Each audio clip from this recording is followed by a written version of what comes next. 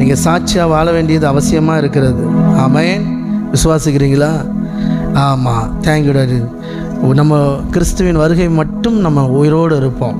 ஒருவேளை மரித்தா உங்கள் கல்லறை காலம் முழுவதும் பொய் சொல்லக்கூடாது. உங்கள் கல்லறை நீங்கள் இல்லைனாலும் உங்கள் கல்லறை சுவிசேஷம் அறிவிக்க வேண்டும். ஆமேன். சிலருக்கு மாத்திரம்தான், நம்மில் அநேகர் மரிப்பதில்லை. புரியுதா? மரிப்பதில்லை. ஆமாம். அவருடைய வருகை வரைக்கும் நாம் இருப்போம். ஏன்னா அவருடைய வருகை எப்போன்னே தெரியாது. அது எப்படி நீங்கள் மரிக்க மாட்டீங்களா? எத்தனை வருஷம்? அவர் வர்ற வரைக்கும் நான் உயிரோடு இருப்பேன். எப்போ வருவார்? நான் எழுப்படும் போது அவர் வருவார். ஆமாம், அதான் கணக்கு. அப்படி தான் பைபிள் சொல்லுது. எப்போ வருவார் எப்படி வருவார்னு கண்ணா, எப்போ வருவார் எப்படி வருவார்னு எனக்கு தெரியாது. ஆனால் வர வேண்டிய நேரத்துக்கு கரெக்டாக வந்துடுவார். அவர் எப்போ வராரோ அப்போ நான் போவேன். எப்போ நீங்கள் போவீங்க? அவர் வரும்போது நான் போவேன்.